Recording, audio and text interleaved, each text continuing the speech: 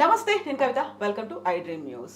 అయోధ్య రామ మందిర నిర్మాణానికి సంబంధించి భవ్య దివ్య నిర్మాణం అయితే జరిగింది, ప్రాణ ప్రతిష్ఠ జరగబోతోంది. అయితే ఆగమ శాస్త్రం ప్రకారం ప్రారంభోత్సవం జరగట్లేదు. ప్రాణ ప్రతిష్ఠ జరిగిన తర్వాత 2-3 అంతస్తుల నిర్మాణం ఎందుకు జరుగుతోంది? ఆగమ శాస్త్రాల్ని అనుసరించట్లేదు కాబట్టి మేము పీఠాధిపతులుగా వెళ్ళట్లేదు అనేటువంటిది మాట వినిపిస్తోంది. దీంతో పాటుగా అసలు రామాయణం అనేది చరిత్ర కాదు, రాముడికి ఎలాంటి చరిత్ర ఉంది, కేవలం పురాణాలను చెప్పినంత మాత్రాన దాన్ని మనం ఒక ప్రాతిపదికగా తీసుకోవాల్సినటువంటి అవసరం ఉందా? ఇవన్నీ మాటలు వినిపిస్తున్నాయి. వీటన్నిటి గురించి మనం మాట్లాడుకుందాం. ప్రస్తుతం మనతో పాటుగా ఉన్నారు రాధా మనోహర్ దాస్ ప్రభుజీ.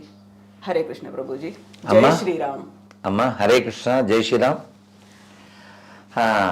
ఇది ఫేస్బుక్ల్లో, వాట్సాప్ల్లో, ఇన్స్టాగ్రాముల్లో, లేకపోతే యూట్యూబుల్లో, సోషల్ మీడియాలో ఎక్కువ తిరిగేటువంటి వార్తలు ఇవి. మీరు ఇదంతా గుదిగుచ్చి అడిగారు, చాలా సంతోషం. ఆగమం గురించి ఎవరు మాట్లాడితే బాగుంటుంది అంటారు? కమ్యూనిస్టులు అయితే మాట్లాడకూడదు. ఎందుకని? నికృష్టులు, వాళ్ళకి అసలు ఏ మతమో లేదు కాబట్టి. ఇది పాయింట్ 1. అక్కడ కూడా వస్తుంది. పీఠాధిపతులు ఎవరైతే సర్టెన్ పీపుల్ దానికోసం పనిచేశారో, ఎవరైతే దాన్ని మళ్ళీ పునర్నిర్మాణం చేయడానికి త్యాగాలు చేశారో, నిలబడ్డారో, వాళ్ళు అంత తెలియకుండా చేయట్లేదు. నెంబర్ 1. నిజంగా ఎవరైతే మీరు పీఠాధిపతులు అన్నారో వాళ్ళకి జ్ఞానం ఉంటే, ఇఫ్ ఇట్ ఈస్ సో, మీరు వాళ్ళు అని ఉంటే, మీడియా వక్రీకరణ కాకుండా. ఎందుకంటే మనం తెలుసు, చిన్నప్పుడు ఏదో అంటే ఏదో బయటకు వస్తుంది కదా, రామ అంటే అన్నట్టు. మనకి మహాభారతంలో చెప్పారు, వయం పంచాధికం శతమని. అంటే ఏమిటి? ధర్మరాజు పాండవులు అడవిలో ఉన్నప్పుడు, వనవాసంలో, ఈ వీళ్ళని ఏమంటారు, కౌరవుల్ని అటాక్ చేశారు. ఎవరు? ఈ యక్షులు, గంధర్వులు. అర్జునుడు, భీముడు చపట్లు కొట్టి కాగల కార్యం గంధర్వులే చేశారు అన్నారు. కానీ ధర్మరాజు ఏమన్నాడు? మరి వాళ్ళకి మనకి జగడం ఉంది, కాదని చెప్పను. కానీ అది అది అది ఎప్పుడు మనం ఉన్నప్పుడు అది వాళ్ళు 100 మంది, మనం 5గురం. కానీ బయట వచ్చినప్పుడు మనం 105గురం. వయం పంచాధికం శతం. ఇది ధర్మరాజు ఇచ్చిన సూత్రం. నిజంగా మీరు వాళ్ళు అన్నది నిజమైతే, ఇఫ్ ఇట్ ఈస్ సో, వాళ్ళు ఎవరితో డిస్కస్ చేయాలి? ఫేస్బుక్లో అవి డిస్కస్ చేయకూడదు, ఫోన్లు చేయాలి. ఎవరికి సత్యం పర్సన్ చేయాలి. రోడ్డు ఎక్కారంటే అది పబ్లిసిటీ స్టంట్. అర్థమైందా? చెప్పడానికి కుదరలేదు అనుకుందాం. వీళ్ళ మాట వినని స్థితే ఉన్నప్పుడు వీళ్ళు మాట్లాడే ఉపకారం లేదు, వాతావరణం పాడు చేయడం తప్ప కదా. ఇంకో విషయం, భగవంతుడు దయామయుడండి. దయలేనోడు అసలు భగవంతుడే కాదు. ఎవరో మెసేజ్ పెట్టారు, మా దేవుడు నిన్ను ప్రేమిస్తున్నాడని. నేను చెప్పా, నన్ను ప్రేమించకపోతే వాడు దేవుడే కాదు. నేనే ప్రేమిస్తున్నాను కదా మనిషిని. నన్ను తిట్టినోను కూడా నేను సారంట. After just human being. మీ దేవుడు ఎలా ఉంటాడు కదా? కన్నప్ప, భక్త కన్నప్ప నీళ్ళు ఎలా పోసాడు కదా? కదా, ఏం పెట్టాడు? నైవేద్యం తిన్నాడు, మాంసం పెట్టాడు. మీరు శ్రీకృష్ణదేవరాయలు వారి అష్టదిగ్గజాల్లో ఆయన పేరు, ఒక కవి పేరు గుర్తులే, ఆయన ఈ తిన్నడ గురించి చెప్తారు. అప్పుడు అలా అడవిలో పడి ఉన్న శివలింగానికి ఇలాగా నోటితో శుభ్రం చేసి ఇలా చేసాడు అని. శివుడు అసలు ఏంట్రా తుప్పుకు బ్యాచా, నువ్వు నోటితో ఊసావు, ఇలా ఏమైనా మాట్లాడా? ఏంట్రా మాంసం తెచ్చి ఇలా అన్నాడా? అసుతోషుడు. భగవంతుడు అంటే సులభుడు, బెదిరించేవాడు గాడు కాదు. ఇది అది కాక రాముడికి సంబంధించిన విషయం టాపిక్ ఇది. రాముడు ఎవరిని క్షమించాడు? ఎవరైతే తన భార్యను ఎత్తుకెళ్ళారో ఆ రావణాసురుడికి ఏమన్నాడు తెలుసా? ఎవరో అడిగారు, ఏమండి మీరు విభీషణుడికి రాజ్యాభిషేకం చేశారు, ఆ సముద్రంలో నీళ్లు పోసేసేసి, ఏ ఊరది, మన రామేశ్వరం పక్కన ఉంది, ధనుష్కోటి. మరి ఇప్పుడు మీరు ఈయన సీఎం అని అనౌన్స్మెంట్ చేశారు, అక్కడ సీఎం ఇంకా చచ్చిపోలేదు. ఒకవేళ ఈ రావణాసురుడు లంక వదిలేసి సీతను వదిలేసి మీ కాళ్ళ దగ్గరికి వచ్చి సరెండర్ అయిపోతే వాట్ యు విల్ డూ అన్నారు. అని నోరు తెరవలే రాముడు. ఏం పర్లేదు, అయోధ్య ఇచ్చేస్తా.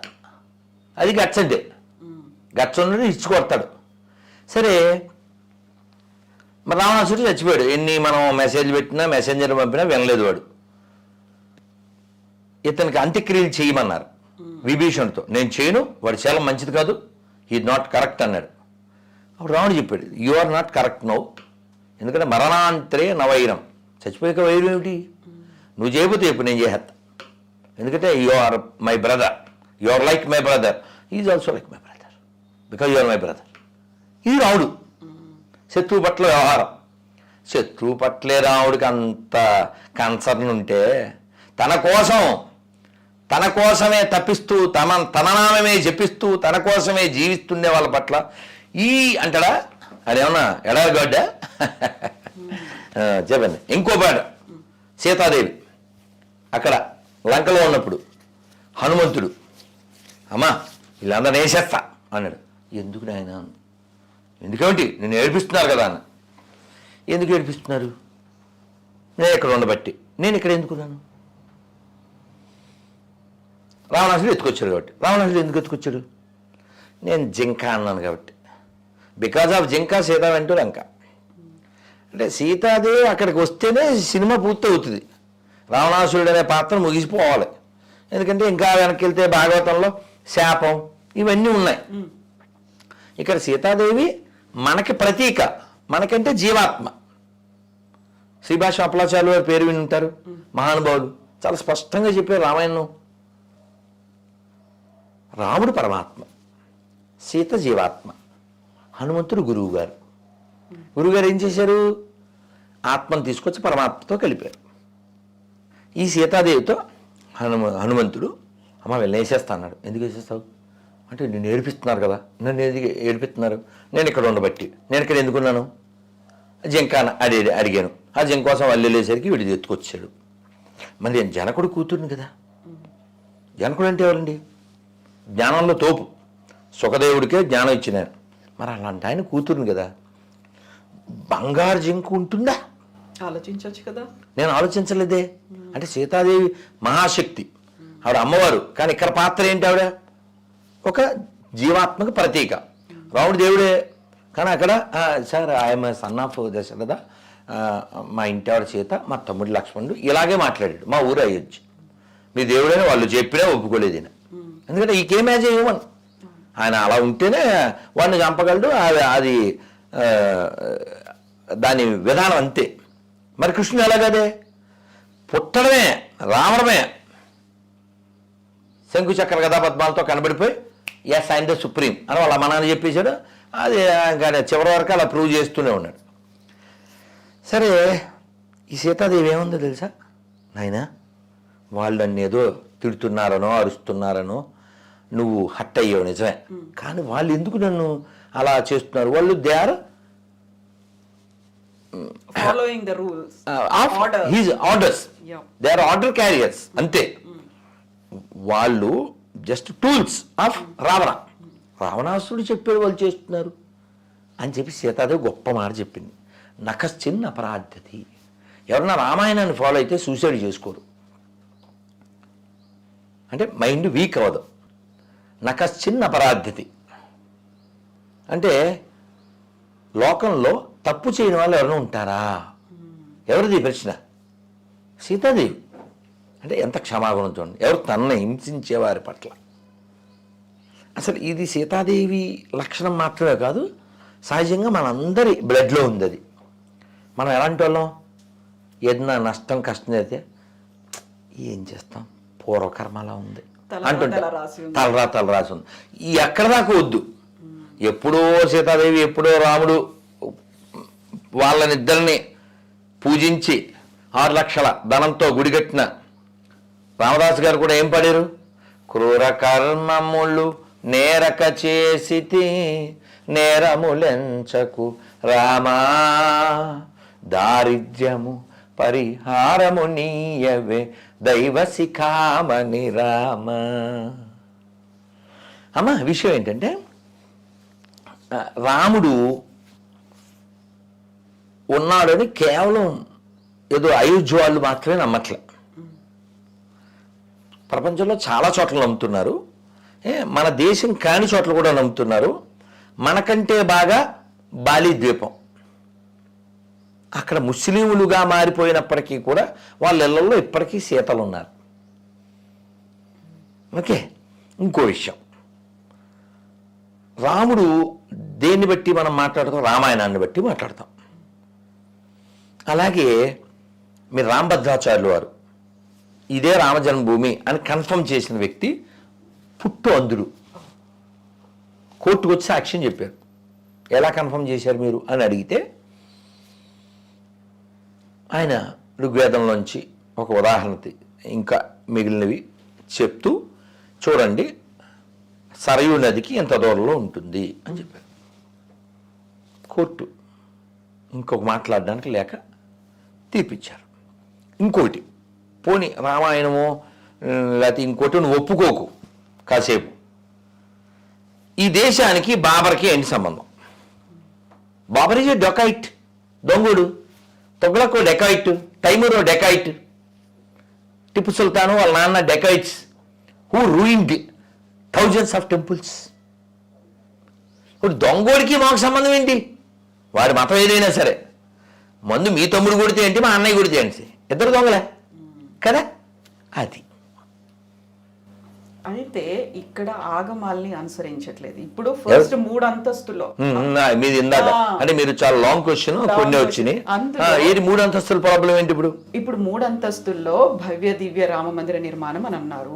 ఇప్పుడు కేవలం గ్రౌండ్ ఫ్లోర్ మాత్రమే అయింది. 22వ తారీఖున అందులో బాలరాముడి ప్రాణ ప్రతిష్ఠ జరుగుతుంది. మిగతా ఫస్ట్ సెకండ్ ఫ్లోర్స్ అనేవి నిర్మాణం ఇప్పటికి జరగలేదు. అందులో ప్రాణ ప్రతిష్ఠ జరిగిన తర్వాత పైకి అలా హెవీ మెషినరీ వెళ్ళి లేకుంటే కాళ్ళతో తొక్కుతూ ఫస్ట్ సెకండ్ అంతస్తు, ఆ తర్వాత గోపురం, ఇవన్నీ నిర్మించడం అనేది. కలశం పెట్టేశారు నిన్న మొన్న, కలశం అయిపోయింది. సో హెవీ మెషినరీ వెళ్తుంది, కాళ్ళతో తొక్కుతారు, లేకుంటే ఇంత వర్క్ అనేది జరుగుతుంది. లోపల మనం అంత ప్రాణ ప్రతిష్ఠ చేసిన తర్వాత ఇవన్నీ చేయాల్సిన అవసరం ఏముంది? ఇంకా ఆగొచ్చు కదా. ఇన్ని వందల సంవత్సరాలుగా ఆగిన తర్వాత కోర్టు కేసు కూడా వచ్చి అది జడ్జిమెంట్ వచ్చిన తర్వాత హడావిడిగా జరపాల్సిన అవసరం. హడావిడి ఏం లేదు. కాలం నిర్ణయించుకుంది, ఇన్ని వందల సంవత్సరాలు ఆగింది, ఇప్పుడు ఎందుకు జరుగుతుంది? చూడండి, ఏదైనా మనకి సంస్కృతంలో మాట ఉంది, తేన వినా తృణాగ్రమపి న చలతి. ఇప్పుడు మీకు టైం ఎంతకి ఇచ్చాను? 11 to 12 అన్నా, కానీ మనం ఆల్మోస్ట్ 1 అయిపోయింది. ఇప్పుడు మీరు అనుకున్నట్టు నేను అన్నట్టు అవలేదే, అవునా? అవునా? సో తేన వినా తృణాగ్రమపి న చలతి అంటే అర్థం ఏంటంటే ఆయన ఆజ్ఞ లేకుండా గడ్డి పోచ కొస కూడా కదలదు. లేకుంటే చీమైనా కుట్టదు. కాబట్టి రాముడికి బిల్డింగ్ లేకపోతే ఇంత బిల్డింగు ఇంత విషయం జరుగుద్దా? నిన్న 14 లక్షల దీపాలతో రాములు వారిని చిత్రించారు, దీపాలతో, రంగురంగుల దీపాలతో. సో కొన్ని లక్షల మందికి ఉపాధి లభిస్తుంది, కొన్ని లక్షల కోట్ల వ్యాపారం జరుగుతుంది, లోకానికి శాంతి జరుగుతుంది కదా. ఇంకో విషయం,